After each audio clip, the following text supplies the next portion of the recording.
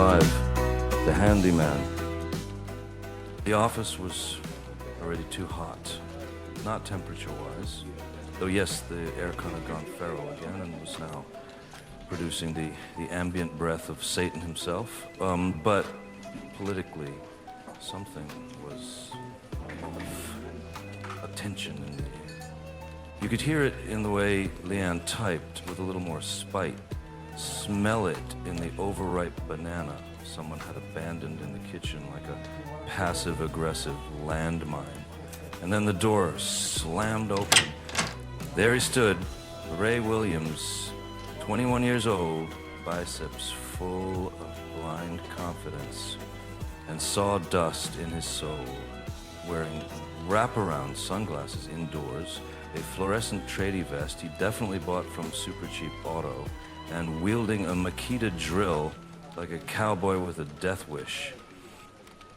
I heard there's a busted cupboard at Grove Street. He said, grinning like he just invented timber. It's just a loose hinge, I muttered, mostly to myself. Tenant asks we send someone qualified.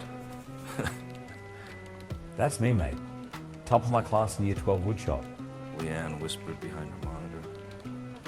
Didn't he fail that? Ray was already striding toward the supply room. Grove Street was a simple gig. One hinge on the pantry door. That's all. One screw, maybe two, in and out, surgical. But with Ray, nothing is surgical. Everything is a battle. I tagged along, out of fear. He arrived with a toolbox large enough to perform open-heart surgery on a tractor. Inside was a chaos bag of tools, fasteners, and what I'm almost sure was a juicer attached. Just needs a bit of muscle. He said, and proceeded to remove the entire pantry door with a crowbar. That's... So he cut me off. No, you got to see the bones of a structure before you fix it.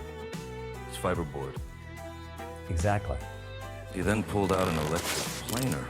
He took a full centimeter off the door's edge. Sparks, sawdust, blizzard.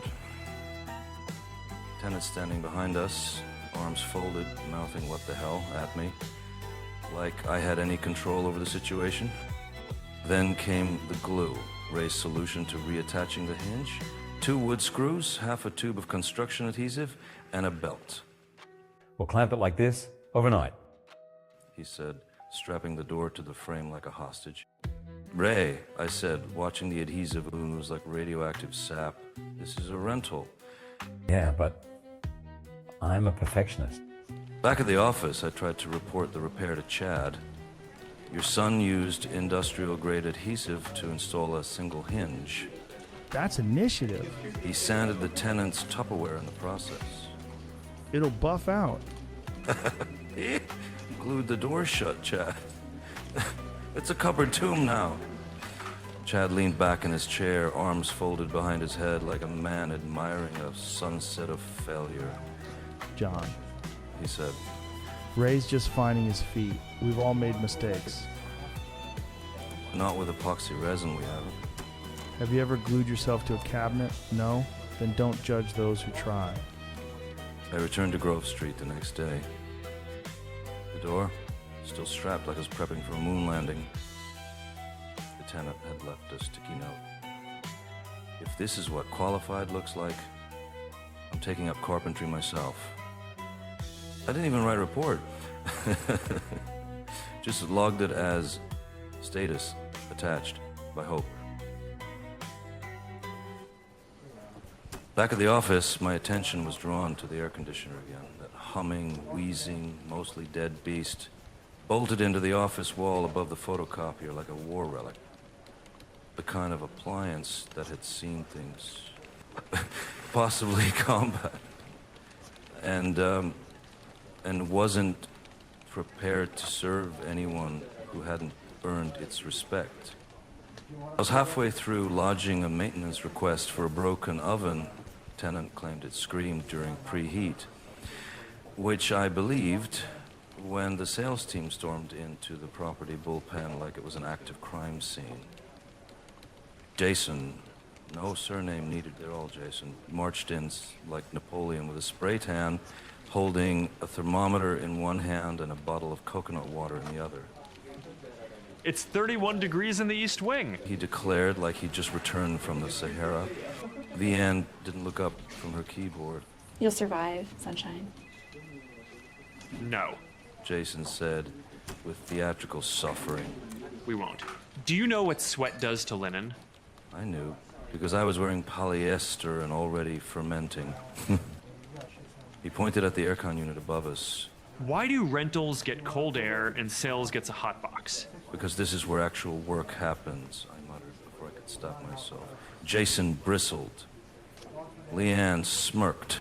10 minutes later, Chad, our fearless leader and part-time LinkedIn motivational speaker, was summoned from his ergonomic throne upstairs. He arrived wearing loafers and the expression of a man about to suggest we all go around the room and say one thing we're grateful for, There's a vibe issue. Jason said. Isn't there always? Leanne replied. Chad clapped his hands. Okay, let's breathe. We're one team, one boat, rentals, sails, just two oars rowing toward the same shore. Ray, who had been attempting to fix the broken ceiling fan with a glue gun and some parts from the office shredder, leaned in from the corner and said, Boat's full of holes, mate. Chad ignored him. Let's compromise. The AC can alternate between departments hourly. Shared climate. There was a pause, the silence of two tribes trying to decide whether diplomacy was worth the bloodshed. Jason, believing he'd just brokered peace in Gaza, nodded graciously. Fair. Leanne stood. Sure. But we get first shift. Jason blinked. Why? Because we showed up at 8 a.m. and haven't taken a mirror selfie since. It was like someone popped a champagne cork of chaos. Jason accused her of being hostile and brand negative. Darren from Rentals said he'd like to see Jason try to do an emergency call-out in flip-flops. Jason said at least he knew how to use deodorant. At that point, Ray, bless him, tried to de-escalate by turning the fan on. The fan, which he'd wired directly into the wrong socket using paper clips in his imagination. There was a spark, then a small bang. The lights flickered, smoke curled out of the printer tray like a warning from the gods. Everyone froze. Ray looked down at the scorched cable. I think I reversed the polarity. You reversed something, I said. The fire alarm, out of pity, refused to go off. Jason stormed out. Leanne sat back down, opened a new breach notice, and began typing like nothing happened. Chad put his hands on his hips, stared off into the distance, and said, This is all part of the journey. I quit listening after that. The aircon had switched over to sales' zone. The bullpen began to heat up again.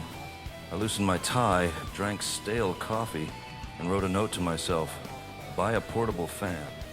Spike Jason's coconut water with hot sauce.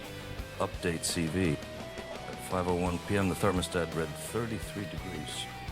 Jason returned to the office, shirt unbuttoned halfway down his chest like a retired cruise ship DJ, and said, Good news, everyone. I closed that duplex in Whitfield. No one looked up. But somewhere deep inside the walls, the old air conditioner groaned in solidarity.